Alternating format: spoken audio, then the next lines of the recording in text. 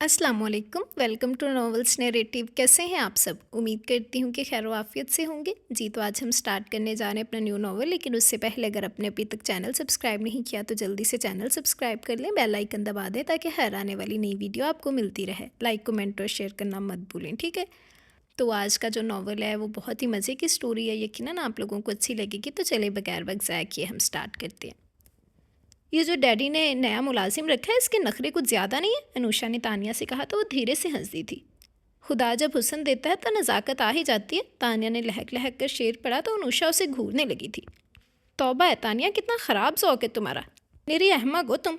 ये शेर भला तुम्हें इस पहाड़ के लिए पढ़ना चाहिए था। इस सूट में नज़ाकत कहाँ से आ गई? इस कदर भीम शीम हाथी जैसे जिस्म वाला मजबूत मर्द तुम्हें नाजुक नज़र आ रहा है। कुछ शर्म करो अनुषा, इतने स्मार्ट से मर्द को तुमने हाथी और ऊँट जैसे जानवरों से तशबीह दे डाली। वैसे क्या बात है, मैं देख रही हूँ करे कई दिन से बड़ा जिक्र किया जा रहा है उस हैंडसम का। आजकल तुम बड़ी दिलचस्पी ले रही हो उसमें, तानिया ने हंसते हुए बड़े जूम आईनी अंदाज में कहा। क्या? वो भग से रह गई थी। क्या मतलब है तुम्हारा? मैं भला इस 2 टके के आदमी में दिलचस्पी लूंगी? तुमने ये सोचा भी कैसे? अनुषा बुरी तरह से चौंकी तो तानिया हंसती थी। मैं तो इस नीच आदमी का दिमाग ठिकाने लगाना चाहती हूँ। पता नहीं खुद को कहाँ का प्रिंस समझता है, बड़ा चैंपियन बना फिरता है। खोपड़ी दुरुस्त कर दूंगी इस हीरो की। ओहो भाई, क्या बात है, एक ही लम्हे में तुमने इसे हीरो, चैंपियन और प्रिंस बना डाला। दुनिया के तमाम टाइटल्स एक ही लम्हे में दे डाले। देखो तानिया, अब अगर तुमने एक भी लफ्ज़ उसके मुतल्लिक कहा ना तो मैं तुम्हें कमरे से खड़े खड़े निकाल दूंगी। अनुषा ने उंगली उठा के तानिया को तनबीह की थी। अरे क्या बात कर रही हो? तानिया हैरान हुई। मैं उसके बारे में कहाँ बोल रही हूँ? उसके बारे में तो इतनी देर से तुम ही बातें कर रही हो। मुझे कोई ज़रूरत नहीं है उसके बारे में कोई बात करने की, अनुषा ने कुछ खिसिया के कहा था। ओह, तानिया ने ओ को लंबा किया था। तो ये जो तुम इतनी देर से हीरो, चैंपियन के बारे में बातें कर रही हो, ये सब बिला ज़रूरत कर रही हो? और अगर कभी ज़रूरत पड़ गई इस प्रिंस की तो फिर क्या करोगी? तानिया ने फिर शरीर सी हंसी के साथ पूछा तो वो उस पर गुस्सा निकालने लगी। मेरा दिमाग ख़राब हो रहा है, तुम्हें मस्तियाँ सोच रही हैं? ओह ज़बरदस्त, तानिया ने हैरत से आंखें फैलाईं। क्या हुआ? अनुषा भी उसकी हैरत पर चौंक पड़ी थी। तुम्हारे पास दिमाग भी है? और फिर अनुषा ने आओ देखा ना ताओ तानिया पर कुशन्स की बरसात कर दी थी। बस बस बस, कुछ कुशन्स अपने उस हीरो के लिए भी बचा के रख लो। इतनी देर से मेरा दिमाग ख़राब हो रहा है और तुम मेरा और दिल चला रही हो। आह, अभी तक दिल तुम्हारे पास है? उसको नहीं दिया? तानिया, अब अगर तुमने कुछ भी कहा ना तो मैं कोई भी रायत किए बगैर तुम्हारा गला दबा दूंगी। मेरी बात नहीं सुन रही हो और बीच में कोई ना कोई लकड़ लगा देती हो। अच्छा चलो बताओ, इतनी गर्मी किस बात की है? दरअसल मैं आज डैडी के साथ ऑफिस गई थी। मैंने उससे कहा कि वापसी में मुझे घर छोड़ता हुआ चला जाए तो मुझे टका सा जवाब दे के चलता बना। वहाँ और भी कई लोग खड़े हुए थे। उसने तो किसी के भी सामने मेरा लिहाज नहीं किया। बस उस वक्त से मेरे अंदर जो आग लगी हुई है वो अभी तक नहीं बुझी है। ओह वेरी सैड, यानी इस कदर पुरतपश जवाब दिया उसने तुम्हें? वैसे उसने क्या कहा था? यह है कि मैं फजूल की जिम्मेदारियां नहीं उठाता हूँ, अनुषा ने जल के बताया। हाँ, ये वाकई खासी शोला सिफ्त बात कही उसने। वैसे अनुषा, उसकी बात कुछ इतनी गलत भी नहीं थी। भाई देखो ना, उसने क्यों बिलावजा इस पराए बोझ को ढोना फिरे। तुम तो बिल्कुल चुप रहो। मैं देख रही हूँ कि मेरे साथ हमदर्दी करने के बजाय तुम मुसलसल उसकी तरफदारी किए चली जा रही हो। मैं यानी अनुषा रहमान उसे फजूल की जिम्मेदारी नज़र आती हूँ। मेरे बाप के ऑफिस में काम करता है, हमारा खाता है और हमें ही आंखें दिखाता है। मैं तो उसकी आंखें निकाल लूँगी, सर फाड़ दूँगी। अनुषा ने दांत खिचखिचाए थे। ये काम उसी वक्त करना था ना। अब ये सब करने के लिए तो तुम एक दफ़ा फिर उससे लिफ्ट मांगनी होगी। मैं मांगती कुछ नहीं हूँ, छीन लेती हूँ, अनुषा ने कुछ तकब्बराना अंदाज में कहा था। उसके भी छीन लोगी क्या? हाँ छीन लूँगी। कल से वो मेरी ड्राइवरी करेगा। सोच लो कहीं वो फिर इनकार ना कर दे, क्योंकि वो मुझे इतनी आसानी से तुम्हारी ड्राइवरी करने वाला लग नहीं रहा है। अब उसने इनकार किया तो नौकरी से हाथ धोने पड़ेंगे। हो सकता है वो ऐसा ही कर गुजरे। वैसा हरगिज़ नहीं करेगा क्योंकि डैडी उसे बहुत चार्मिंग सैलरी देते हैं। कितनी? तानिया ने कुरीदा। ये तो मुझे नहीं पता, लेकिन जिस तरह वो डैडी के साथ उनके बिजनेस में इन्वॉल्व है उससे मुझे यही अंदाज़ा होता है कि डैडी ज़रूर उसे ठीक ठाक पैसे देते होंगे। इतनी अच्छी नौकरी को ठुकराएगा तो अपना ही नुकसान करेगा, क्योंकि अच्छी नौकरी वैसे भी आसानी से नहीं मिलती है। अनुषा अपनी मनसूबाबंदी पर खुश हो गई थी। डैडी, मुझे एक ड्राइवर की ज़रूरत है। दूसरे दिन उसने डैडी के सामने अपना मसला रख दिया था। बेटा, मैंने तो पहले भी आपसे कहा था, लेकिन आपने कहा कि मैं खुद ड्राइव करूँगी तो मैं खामोश हो गया। अब अगर तुम्हें ड्राइवर की ज़रूरत है तो मैं बंदोबस्त कर दूँगा। डैडी, बंदोबस्त तो मैंने कर लिया, बस आप उससे बात करके कल सुबह घर आने को कह दीजिएगा। बेटा, जब तुमने उसे देख लिया है तो घर पर भी बुला लेती। डैडी, मैंने सिर्फ उसे देखा है, इस सिलसिले में उसे कोई बात नहीं की है। बात आपको ही करनी है। ओके, मैं बात कर लूँगा। बताओ कौन है वो? दिलनवाज, उसने सुकून से नाम बताया था। "क- कौन?" वो हैरत से हकलाए थे। "वही हमारा मुलाजिम जो आपके दफ्तर में काम करता है," अनुषा ने कंधे उचकाते हुए कहा। ओह नो नो बेटा, तुम गलत समझ रही हो। दिलनवाज ऐसा आदमी नहीं है, ये उसके करने का काम नहीं है। तुमने उसके बारे में सोचा भी कैसे? बेटी की बात पर वो खास से हैरान हुए थे। ओ कम ऑन डैडी, अब बिला वजह ही छोटे छोटे मुलाजमों को ऐसे से वैसा बना देते हैं, अनुषा ने नागवारी से कहा था। बहरहाल तुम फिक्र मत करो, तुम्हारे लिए चंद दिनों में ड्राइवर का बंदोबस्त हो जाएगा। लेकिन डैडी, मुझे फौरी तौर पर ड्राइवर चाहिए। सुबह इतना रश होता है कि मुझसे ड्राइविंग नहीं होती। ठीक है, जब तक ड्राइवर का बंदोबस्त नहीं हो जाता मैं दिलनवाज से रिक्वेस्ट करूँगा। व्हाट? दरख्वास्त? उस मामूली आदमी से आप दरख्वास्त करेंगे? उसे तो आप ऑर्डर दीजिए, ऑर्डर। नहीं बेटा, तुम नहीं समझती हो, ऐसा नहीं हो सकता। वो कहते हुए उठ गए तो अनुषा अजीब से अंदाज में उनकी पुश्त तकने लगी थी।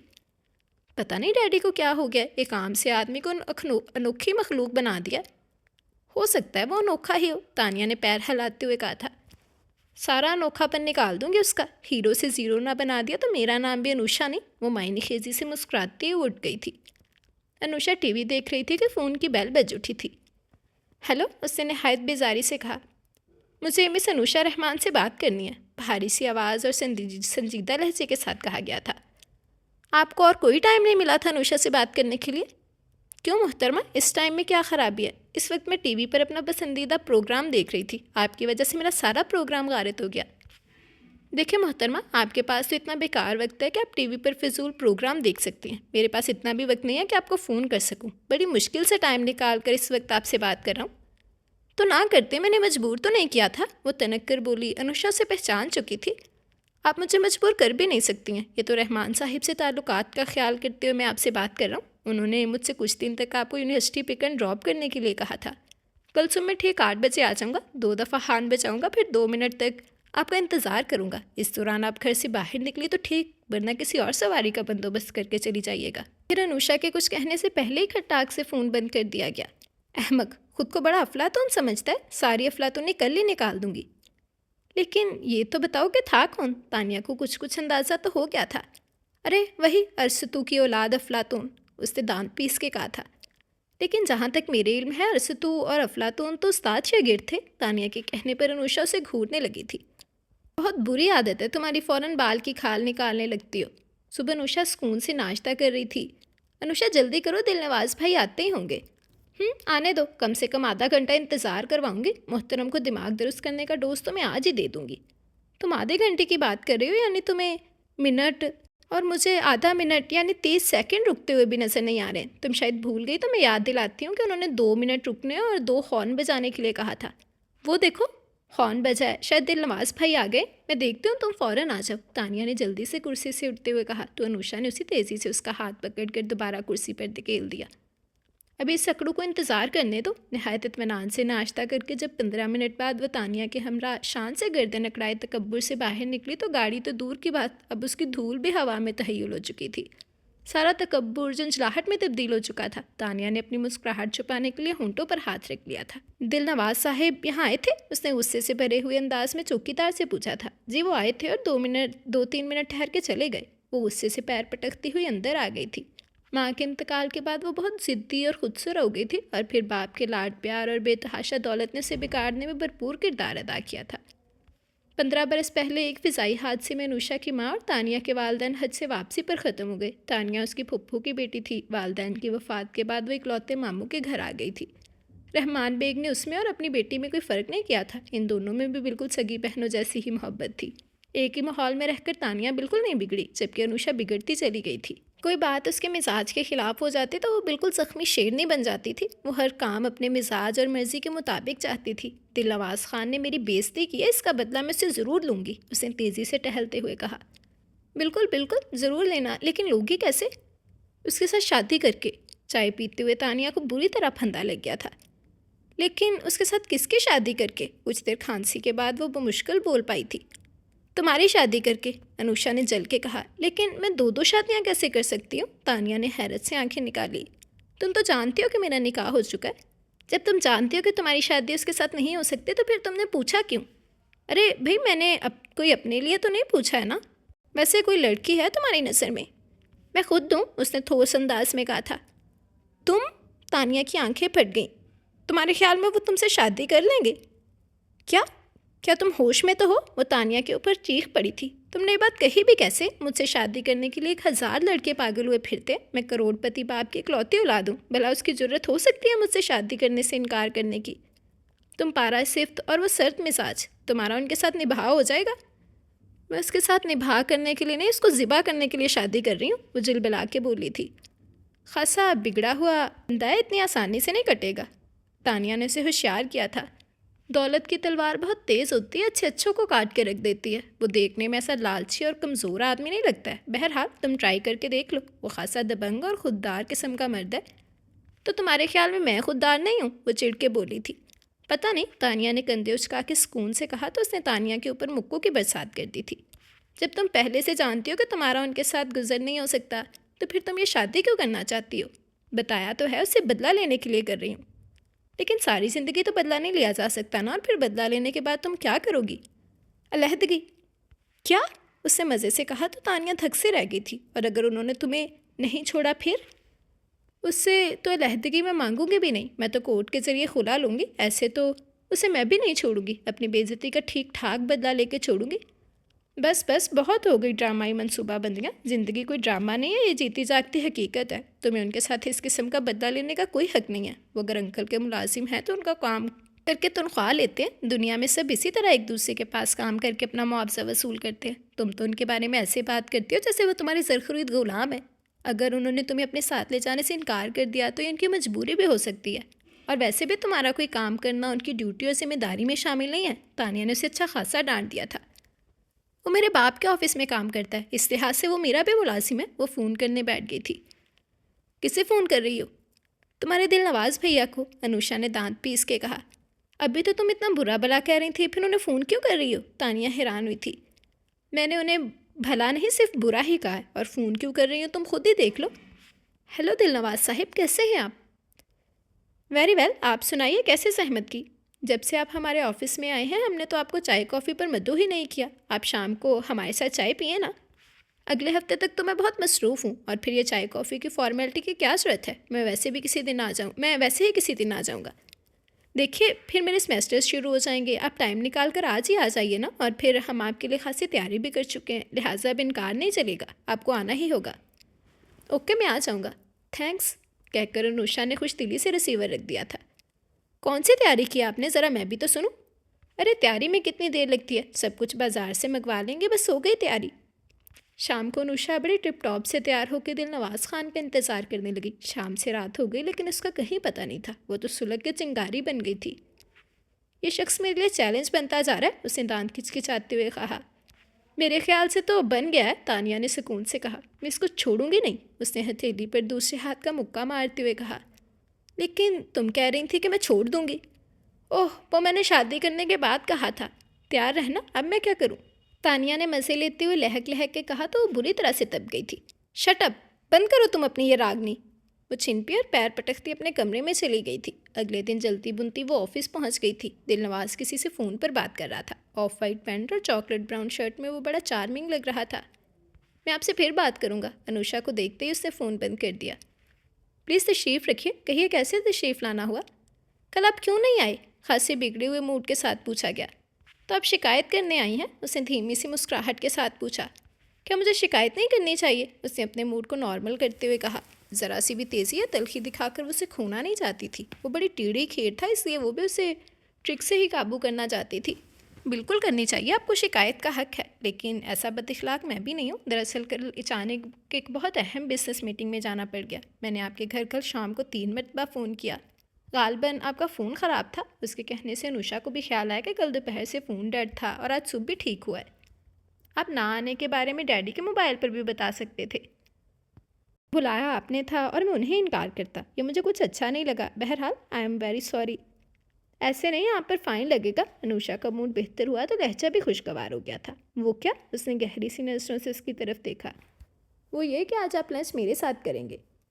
करूँगा या करवाऊँगा? वो एक दफ़ा फिर उसकी गहरी नज़रों की जद में थी। यकीनन करवाएंगे, अनुषा ने पुरतमाद अंदाज में कहा था। नो, नहायत सख्ती से इनकार हुआ तो वो चौंक पड़ी थी। मेरे लिए मुमकिन नहीं है, मैं गैर लड़कियों को लंच या डिनर नहीं करवाता हूँ, और बराह करम आप आइंदा मेरे ऑफिस में मत आइएगा। आपका इस तरह इतनी आज़ादी से मेरे ऑफिस में आना मुझे पसंद नहीं है। अपनी इतनी शदीद तस्दीक पर वो जल बुनकर आग का गोला बन गई थी। गुस्से के मारे दिमाग खोपड़ी में घूमने लगा था। उसकी दिल नवाज की तरफ से ऐसी बेहूदगी की उम्मीद हरगिज़ नहीं थी। मैं तो ऑफिस में आती रहती हूँ। उसने फ़ौरन लहजे को खुशगवार और चेहरे के तासुरात को नॉर्मल करते हुए उसे ये बावर करवाने की कोशिश की जैसे उसकी बातों की अहमियत ही नहीं है। वरना दिल तो इस वक्त इस शैतान का मुंह नोच लेने को जा रहा था। वो उस पर अपनी बेइज्जती जाहिर करके उसे बरतर और ख़ुद को कमतर साबित नहीं करना चाहती थी। मैं आपको आने से नहीं रोकूंगा, लेकिन आप आइंदा मेरे पास मत आइएगा। ओके, अगर आपको अच्छा नहीं लगता तो मैं आइंदा आपके कैबिन में नहीं आऊँगी। अनुषा ने कंधे उचकाते हुए ज़बरदस्ती मुस्कुराहट चेहरे पर सजाकर कहा, जबकि अपनी हद तक के एहसास से उसके अंदर शरारे से भर गए थे। इस बददिमाग की ज़ुबान ने छुरी बनकर उसकी रगों तक को काट डाला था। ठीक है, मैं चलती हूँ, लेकिन आप घर ज़रूर आइएगा। उसे अपने लहजे में खुशगवारी पैदा करते हुए कहा और खड़ी हो गई थी। अच्छी बात है, मैं किसी दिन हाजिर हो जाऊंगा। अनुषा ने अपने ऊपर गुजरने वाली कैफियत दिल नवाज खान पर बिल्कुल जाहिर नहीं होने दी और वो एक ज़बरदस्त प्लान सोचकर वहाँ से चली आई थी। तानिया का मियाँ अमेरिका से आया तो उसके घर वालों ने रुखसती का तकाजा शुरू कर दिया। रहमान साहिब ने जल्दी जल्दी सारे इंतजामात किए और तानिया की शादी की तैयारियां शुरू हो गईं। शादी वाले दिन अनुषा की सजधजी निराली थी। गोल्डन तंग पजामा सूट पर बड़ा सा गोल्डन कामदार दुपट्टा लिए वो कोई शहजादी लग रही थी। अरे अनुषा, आज तुम हमें किसी खास शख्सियत से मिलवाकर कोई सरप्राइज़ देना चाहती थी, उसकी फ्रेंड्स ने कहा था। हाँ, आओ मेरे साथ। वो अपनी चारों फ्रेंड्स को मर्दों वाली साइड पे ले आई थी। इनसे मिलिए, ये है मेरे शौहर दिल नवाज खान। दिल नवाज अपने कुछ दोस्तों और ऑफिस कोलीग्स के साथ खुशखबरियों में मसरूफ़ था कि अचानक इस शोला सिफ्त ने भरे पंडाल में उसके सर पर बम फोड़ के उसके वजूद के परखशे उड़ा दिए थे। वो भग से रह गया था। वो खूबसूरत बिला तो शैतानी धमाका करके चलती बनी और इधर दिल नवाज खान अपनी जगह पत्थर का हो गया था। कुछ देर के लिए तो उसके हवासे मुख्तल हो गए थे। अभी चंद लम्हे बेशतर क्या हुआ, क्यों हुआ, उसका दिमाग जैसे सोच ही नहीं पा रहा था। जब सबने मुबारकबाद देना शुरू की तो एक झटके से वो होश में आया था। अरे यार, तुम तो बड़े घाघ निकले। लोग शादी करके हैरान करते हैं, तुमने छुपाकर हैरान कर दिया। इस किस्म के शोक जुमले उसके कानों में जहर टपकाते रहे। उसका सारा वजूद गुस्से और शर्मिंदगी के मारे ठंडे पसीनों में बह गया था। उसके होंठ आपस में ऐसे जुड़ गए कि बावजूद कोशिश के बोलने के लिए ना खुल पा रहे थे और ना मुस्कुराहट के लिए फैल रहे थे। इस वक्त उसके लिए अपने वजूद को ज़मीन पर खड़ा करना दूभर हो रहा था। उसने किसी के सामने कोई सफाई पेश नहीं की कि कहीं वो कातिल हसीना सबके सामने फिर कोई नया शोशा ना छोड़ दे। कुछ इस सानहे को समझने के बाद वो सबसे मुआसरत करके वहाँ से खिसक गया था। पता नहीं कैसे ड्राइव करके वो घर पहुँचा। कई दफ़ा गाड़ी टकराते टकराते बची थी। घर आते ही उसने फ्रिज खोल के खड़े ही ठंडे ठार पानी की बोतल मुंह से लगा ली थी, लेकिन अंदर लगी हुई आग फिर भी नहीं बुझी थी। वो सोच भी नहीं सकता था कि वो बलश्त बर की लड़की उससे इस बुरी तरह बदला लेगी। उसके होश और हवास अभी तक ठिकाने पर नहीं आए थे। दिमाग में भगोले से उठ रहे थे। ऑफिस और दोस्तों में काम और किरदार के हवाले से उसकी बड़ी अच्छी रेपुटेशन थी। कल ही सब उसे शादी करने के लिए कह रहे थे और वो हंस के टालता रहा, और आज इस छटांग भर की लड़की ने एक ही पल में उसकी बरसों की बनाई हुई साग को राख कर दिया था। रात उसने बड़ी अजियतों में अंगारों पर लूट के गुजारी थी। दूसरे दिन सुबह 9 बजे वो रहमान साहिब के घर पहुंच गया था। साहिब घर पर है? उसने गेट पर खड़े चौकीदार से दरियाफ्त किया था। नहीं जी, साहिब तो ऑफिस से आ चुके हैं। चौकीदार के जवाब ने उसकी तसल्ली कर दी थी। वो जानबूझकर ऐसे ही टाइम पर आया था कि रहमान साहिब ऑफिस चले गए हों। अनुषा बीबी है? उस कातिला का नाम लेते हुए इसे ऐसे लगा जैसे ज़ुबान पर अंगारा आ गया हो। जी साहिब, बीबी तो अभी सो रही हैं। ठीक है, मुझे उन्हीं से काम है, मैं देख लेता हूँ। वो जल्दी से अंदर आ गया। उसके कमरे का दरवाज़ा बंद था। वो आहिस्तगी से खोल कर अंदर आ गया। वो दिलरुबा उसके होश उड़ाकर खुद यहाँ मदहोश पड़ी थी। उसकी नींद छीन कर खुद मज़े से अपनी नींद पूरी कर रही थी। वो दिल नवाज खान का सुकून लूट कर बड़े सुकून से पड़ी थी। दिल नवाज का दिल चाहा इस जालिम हसीना का बेड़ा गर्क कर दे। उसका कातिल वजूद देखकर दिल नवाज के बदन में चिंगारियां सी भर गई थी। वह आहिस्तगी से आके उसके सुरहाने बैठ गया। दिल तो चाहा कि अभी हाथ खींच कर उसे ज़मीन पर पटक दे। उसने धीरे से उसके नरम बालों पर हाथ फेरा तो उसने किसमिसा कर हाथ खुली आंखों से देखा और फिर दोबारा आंखें मूंद लीं। लेकिन फिर चंद ही लम्हों बाद उसने दोबारा आंखें खोली तो हैरत और परेशानी के मारे खुलती ही चली गईं। दिल नवाज खान उसके सुरहाने बैठा बड़ी बेबाकी से उसे देख रहा था। वो हड़बड़ाकर चीख मारकर उछलकर बैठ गई थी। आप यहाँ क्या कर रहे हैं? दहशत और हैरत के मारे उसके होश उड़े जा रहे थे। फ़िलहाल तो कुछ भी नहीं कर रहा हूँ, दिल नवाज खान ने बज़ाहिर बहुत ही इत्मीनान से कहा, लेकिन अंदर का इत्मीनान गारत था। इस वक्त उसके दिल में छुरियाँ सी चल रही थी। आप मेरे बेडरूम में बगैर इजाज़त आए कैसे? अनुषा ने कपकपाए हुए लहजे में तेज़ी से पूछा था। I am your husband my sweet heart. बीवी के पास आने के लिए किसी भी की भी इजाज़त की ज़रूरत नहीं होती। क्या बकवास कर रहे हैं आप? आपकी जुर्रत कैसे हुई ये सब कहने की? अनुषा ने तेज़ी से उठते हुए कहा। मैं आप जैसे 2 टके के आदमी के साथ शादी करूंगी जो हमारे टुकड़ों पर पल रहा है और मेरे बाप के ऑफिस में एक मामूली मुलाजिम है। चिट्टाख चिट्टाख पेदर पे कई सन्नाटेदार थप्पड़ों ने अनुषा का नाजुक वजूद हिला के रख दिया था। बकवास बंद। बकवास ये नहीं है, बकवास वो है जो रात तुमने मुझे अपना शौहर बना के की थी। तुमने मुझे इतने लोगों के सामने अपना शौहर कहने की जुर्रत की। मैं ये नहीं पूछूंगा कि क्यों और कैसे तुमने ये जुर्रत की, बल्कि मैं तुम्हें इस जुर्रत की दाद देता हूँ। लेकिन इसका मतलब ये हरगिज़ मत समझना कि मैं तुम्हें अपनी बीवी बना लूँगा। और तुमने ये सोचा भी कैसे कि मैं तुम जैसी बिगड़ी हुई गैर जिम्मेदार और लाओबाली लड़की को अपनी बीवी बना लूँगा। और जहाँ तक 2 टके के आदमी की बात है तो ये भी सुन लो कि मैं तुम्हारे बाप का मुलाजिम नहीं हूँ, वो मेरे मुलाजिम है। मैं उनके ऑफिस में काम नहीं करता, बल्कि वो मेरे ऑफिस में काम करते हैं। अनुषा साकित तो सामत बैठी हुई थी। इस इंकशाफ ने उसकी आंखें खोल दी थी। बिजनेस में नुकसान हो जाने के बायस तुम्हारा बाप बिल्कुल कंगाल और कलाश हो चुका है। यहाँ तक कि उनका ये घर जिसमें तुम रह रही हो अब उनका नहीं रहा, उसे भी मैं ख़रीद चुका हूँ। वो शौक से कैफियत में बैठी हुई थी। उसके इंकशाफ ने दिमाग सुनना और ज़बान गंग कर दी थी। मैं ये सब कुछ तुम पर जाहिर नहीं करना चाहता था, लेकिन तुमने ऐसे हालात पैदा करके मुझे हकीकत बताने पर मजबूर कर दिया। दिलनवाज से उंगली उठाकर कहा और इस परिविश को परे धकेल कर ज़मीन रोनता हुआ कमरे से निकल गया था। और वो जो उसे अपना मुलाजिम और नीच आदमी समझकर बड़े फ़ख्र से उसका दिमाग दुरुस्त करने चली थी, वो शहजादियाँ अनबान शान वाला आंधी तूफ़ान की तरह आया और चंद लम्हों में उस पर हैरत अंगेज़ और दर्दनाक हकीकतें आकर के उल्टा उसका दिमाग ठिकाने लगा के उसके वजूद के परखचे उड़ाकर चला गया था।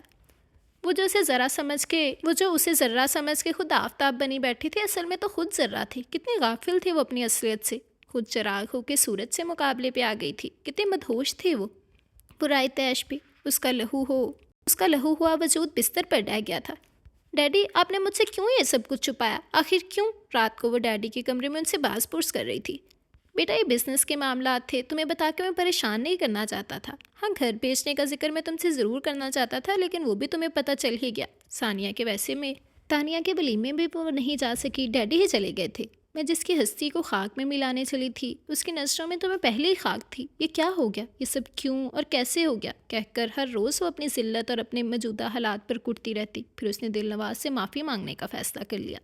डरते डरते कई दफ़ा ऑफिस फ़ोन किया। हर दफ़ा वो मसरूफ़ था, बात नहीं हो सकी। चंद दिनों में वो मस्त हवा से गलियों की धूल बन गई। इसी तरह कुछ और दिन बेखुली बेचैनी में गुजर गए और फिर इन्हीं गुजरते दिनों में एक और परेशानी आ खड़ी हुई। डैडी को हार्ट अटैक हो गया। डॉक्टर्स ने फौरी तौर पर बाईपास करने का फैसला किया। चंद दिनों में उनका ऑपरेशन हो गया, लेकिन वो रिकवर नहीं कर सके। सिर्फ 15 दिनों में चटपट हो गए। सब सरमाया ख़त्म होने के बाद भी उसे डैडी का सहारा था, लेकिन अब उनके ख़त्म होने के बाद तो सब कुछ ख़त्म हो गया।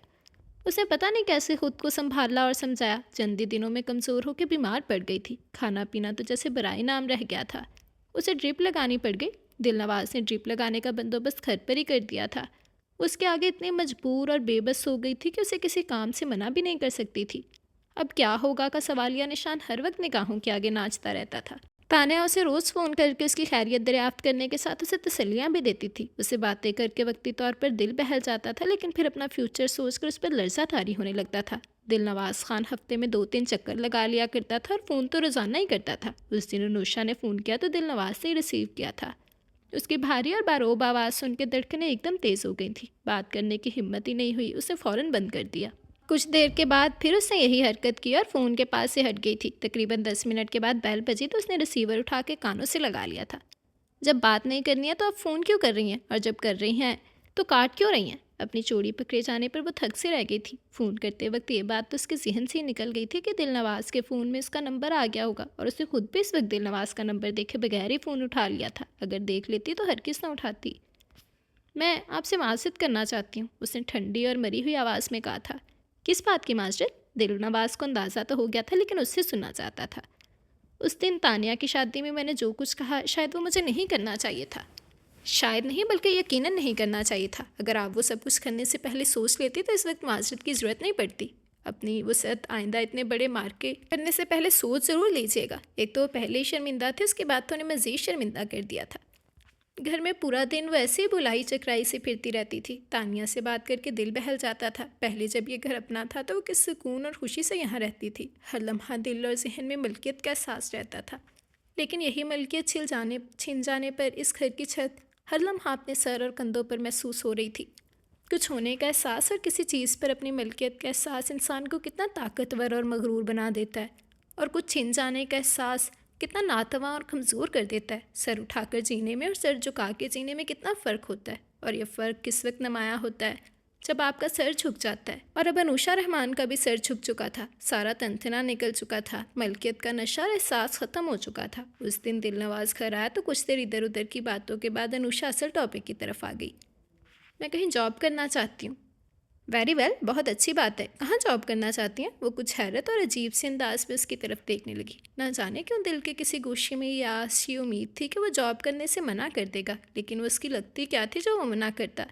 इस पगली ने खामख्वाही उसे दिल में बसा के दिल के रिश्ते जोड़ लिए थे, बिला वजह का दर्द खरीद लिया था। पूरे वजूद में दर्द की एक लहर सी दौड़ गई, आंखों में धुआं सा भर गया था। मैं कहीं पर भी नौकरी कर लूँगी, पढ़ी लिखी हूँ, जॉब तो कहीं ना कहीं मिल ही जाएगी। बिल्कुल मिल जाएगी, आप तो वैसे भी खासी बहादुर और मार्का आरा किस्म की खातून है। इस वाक़े को भूल नहीं सकती, जबकि मैं आपसे इस पर माजरत भी कर चुकी हूँ। आप क्या समझती हैं कि इतनी बड़ी बात सिर्फ एक माजरत से भुलाई जा सकती है? दिलनवाज ने तेज़ी से कहा तो अनुषा कट के रह गई थी। अनुषा ने अब इस घर से जाने का तहिया कर दिया था। वो अब दिलनवाज के मज़ीद एहसानों के मुतहम्मिल नहीं हो सकती थी, और फिर वो अभी तक अपनी तौहीन नहीं भूली थी। माफ़ी मांगने के बाद भी उसका दिल साफ़ नहीं हुआ था। शायद उसमें कहीं कुछ कसक बाकी थी। वही बेवकूफ़ थी जो उससे दिल के रिश्ते जोड़ बैठी। दिलनवाज के दिल से तो अभी तक कदवरत नहीं निकली थी। उसने शदोमत से नौकरी ढूंढना शुरू कर दी और कई जगह ढूंढने के बाद भी आखिर वो कामयाब हो गई और उसके साथ रहने का भी बंदोबस्त हो गया। अनुषा ने एक बैग में अपना सामान भरा, चौकीदार को घर की चाबियां पकड़ाई कि वो दिलनवाज को दे दे, और उसके बहुत पूछने और रोकने के बावजूद भी उसे कुछ बताए बगैर घर से निकल गई थी। बीबी घर पर है? हस्बे मामूल आज भी आती? दिलनवाज ने उसकी बाबत दरियाफ्त किया। नहीं साहिब, बीबी तो घर पर नहीं है, वो तो घर छोड़ के जा चुकी हैं। क्या? दिलनवाज का पूरा वजूद हिल गया। क्या? दिलनवाज का पूरा वजूद हिल गया? क्या मतलब है? कहाँ चली गई हैं? कुछ बता के नहीं गई हैं? दिलनवाज ने हैरत और परेशानी से पूछा। नहीं साहिब, मैंने तो बहुत पूछा, लेकिन बीबी ने मुझे कुछ नहीं बताया। तुमने जाने क्यों दिया? अशरफ, तुम उन्हें रोकते तो सही, उसने बेबसी से कहा। साहिब, मैंने तो बहुत रोका, लेकिन वो नहीं रुकी, बल्कि वो जाते वक्त घर की चाबियाँ आपको देने के लिए दे गई हैं। दिलनवाज ने एक तवील सांस बाहर खारिज की। उसके पैरों तले से ज़मीन खिसक गई थी। खड़े खड़े ठंडे पसीनों में नहा गया। ये उस दीवानी लड़की ने क्या कर दिया? तुम उनके किसी दोस्त या रिश्तेदार को जानते हो? नहीं साहिब, मैं तो किसी को नहीं जानता। मुझे तो यहाँ आए हुए सिर्फ 10 दिन हुए हैं। मेरे सामने उनसे मिलने कोई नहीं आया। अच्छा ठीक है, मैं चलता हूँ। बीबी आए या उनका कोई फ़ोन आए तो तुम उनसे उनका पता भी पूछना, नंबर भी ले लेना। फ़ोन का तार काफ़ी लंबा है, तुम उसे अपने पास ही रख लो। ये मेरे फ़ोन नंबर्स है, बेबी का फ़ोन आया तो फ़ौरन मुझे बताना। दिलनवाज थके थके कदमों से बदहवाल और परेशान सा वापस आ गया था। उसने अनुषा का मोबाइल नंबर भी उससे नहीं लिया था, कभी उसके पर्सनल नंबर की ज़रूरत ही नहीं पड़ी। हैरत, सदमे और परेशानी ने दिलनवाज के हवास मुख्तल कर दिए थे। सितम तो ये था कि वो उसके किसी रिश्तेदार और दोस्तों को जानता भी नहीं था जिनसे उसके बारे में कुछ पूछ सकता। वो बार बार घर के चक्कर लगाता रहा। चौकीदार के पास कोई फ़ोन नहीं आया। हर बार मायूस होकर लौट आता। ड्राइविंग करते हुए सामने से ज़्यादा दाएं बाएं नजरें भटक रही होती कि शायद वो दीवानी किसी बस में चढ़ती उतरती या रोड क्रॉस करती हुई नजर आ जाए। अपनी इस गलती की वजह से कई दफ़ा उसका एक्सीडेंट होते होते बचा था। न जाने उस दिन दिलनवाज की कही हुई बातों का उस अहमक लड़की ने क्या असर लिया कि घर ही छोड़ गई। दिलनवाज का मकसद उसके ऊपर तंज करना या उसे शर्मिंदा करना हरगिज़ नहीं था। वो इतने दिन से खुद को मुसलसल मलामत कर रहा था। उस दिन वो ऑफिस से वापस आ रहा था कि अनुषा उसे एक बस में चढ़ती हुई नजर आई। दिलनवाज ने जल्दी से अपनी गाड़ी उस बस के पीछे लगा दी थी। बस एक गर्ल्स हॉस्टल के सामने रुकी तो अनुषा उसमें से उतरकर हॉस्टल की तरफ बढ़ गई। दिलनवाज ने गाड़ी उसके करीब ले जाकर हॉर्न बजाना शुरू कर दिया था। अनुषा ने चौंक कर देखा तो वो थक से रह गई थी। फ़ौरन गाड़ी में बैठो, दिलनवाज ने सख्ती और रोब से कहा था। मुझे नहीं बैठना, और प्लीज़ आप मेरे पीछे मत आइएगा। बैठ जाओ, वरना मैं लोगों का ख्याल किए बगैर ज़बरदस्ती हाथ खींच कर गाड़ी में बिठा लूँगा। मेरा दिमाग ख़राब मत करो, जो कह रहा हूँ वही करो, दिलनवाज ने निहायत बिगड़े मूड के साथ कहा। इस वक्त उसके तेवर बहुत ख़राब हो रहे थे। उसके बिगड़े मूड को देख के अंदाज़ा हो रहा था कि अनुषा के इनकार और ज़िद की सूरत में वो कुछ भी कर गुजरेगा। अनुषा ने तमाशा बनने की बजाय बैठ जाने में आफियत समझी थी। क्यों आए हैं आप मेरे पीछे? अनुषा ने ज़िद चो के पूछा। इस वक्त मुझसे कोई बात मत करो। दिलनवाज के डांटने पर वो खामोश हो गई। दिलनवाज उसे घर में वापस ले आया था। आप मुझे चैन से जीने क्यों नहीं देते? घर आते ही वो फट पड़ी थी। दूसरों का चैन छीन कर अपने चैन की बात कर रही हो? इतना ही काबिलियत बार समझ लिया था तुमने मुझे? किस चीज़ की कमी और क्या परेशानी थी तुम्हें इस घर में जो तुम पर नौकरी का भूत सवार हो गया? तुम्हें घर से बाहर निकलने और कोई भी काम करने के लिए मेरी इजाज़त और मर्ज़ी की ज़रूरत थी? क्या तुमने घर छोड़ने से पहले मुझसे पूछा था? मैंने आपसे नौकरी की बात की थी, वो मिनमिनाई। हाँ की थी, तो क्या मैंने तुम्हें नौकरी की इजाज़त दी थी? रहमान साहिब मुझे तुम्हारा सरपरस्त बना कर गए हैं। मैंने उनके बाद हर तरह से तुम्हारा ख्याल रखा है। लेकिन क्या तुमने मेरा ख्याल किया? उनके कहे कि 5 तारीख की मेरा मान रखा? अब तुम घर से बाहर नहीं निकलोगी, निहायत रौब से कहा गया। मेरा और आपका ताल्लुक ही क्या है? कौन सा रिश्ता है हमारे दरमियान जो मैं इस घर में रहूं? अनुषा ने भीगी भीगी आवाज़ में कहा। ताल्लुक और रिश्ता बनाना चाहती हो? दिलनवाज ने गहरी नज़रों से उसकी तरफ देखते हुए सोमायनी अंदाज में पूछा। तो वो कुछ बोल ही ना सकी थी।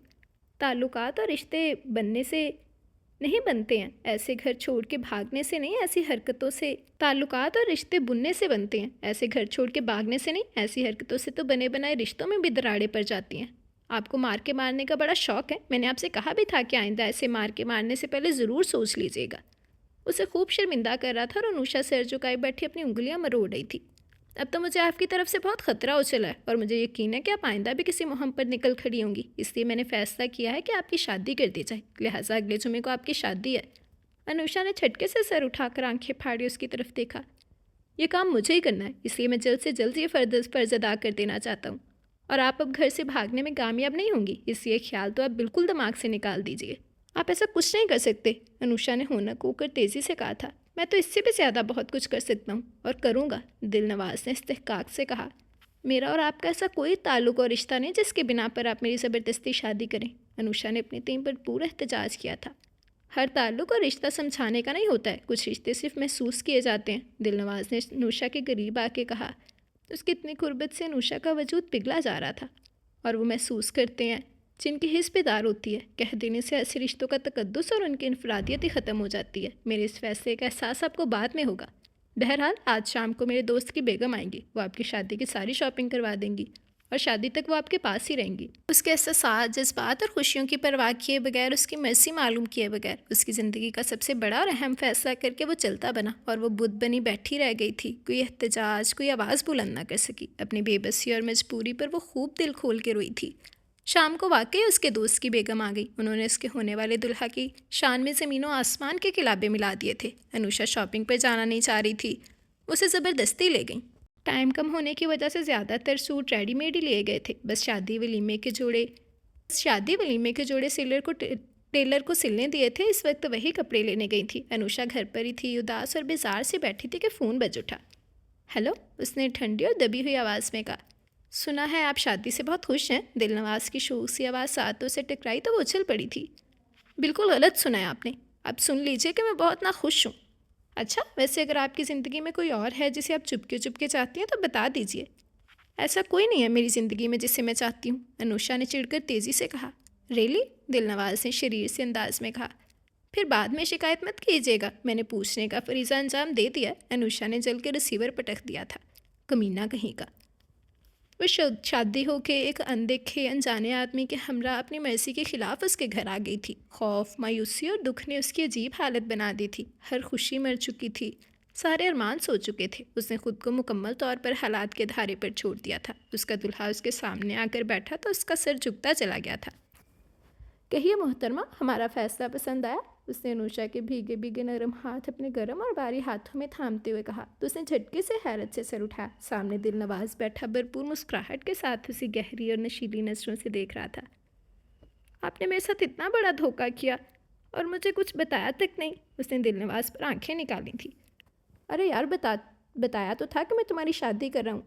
ये बताया था ना, ये तो नहीं बताया था ना कि किसके साथ कर रहे हैं, उसने शिकायत अमेज़ अंदाज में आहिस्ता से कहा था। अब तुम इतनी बेवकूफ़ हो तो मैं क्या कर सकता हूँ? मैंने कहा था ना कि हर रिश्ता वजाहत करने का नहीं होता है। बाज़ रिश्तों को सिर्फ दिल से महसूस किया जाता है और वो दिल में ही रहते हैं। कोई अपना दिल निकाल कर किसी के हवाले करता है क्या? कोई अपने जिस्म से रूह खींच कर किसी को दे सकता है? दिलनवाज ने इतनी मोहब्बत से कहा कि अनुषा की आंखें छलक पड़ी। बस अब और नहीं, जितना रोना था रो चुकी। दिलनवाज ने उसके आंसू अपनी उंगलियों के पोरों पर चुन लिए और उसे खींचकर अपनी बाहों में भर लिया। ख़त्म शुद्ध। जी, तो ये थी हमारी शॉर्ट सी क्यूट सी रोमांटिक सी स्टोरी। उम्मीद करती हूँ कि आपको पसंद आई होगी। ये मत देखा करें कि स्टोरी शॉर्ट है। शॉर्ट स्टोरीज़ भी बहुत मज़े की होती हैं। जैसे कि पर्सनली मुझे ये नावल बहुत ही ज़्यादा पसंद था और शॉर्ट सी क्यूट सी स्टोरी थी, मुझे तो बहुत ही ज़्यादा पसंद है। तो आप लोगों को भी पसंद आया होगा। आप सबकी राय का, आप सबके कमेंट्स का बेसब्री से इंतज़ार रहेगा। ज़रूर बताइएगा कि कैसी लगी स्टोरी।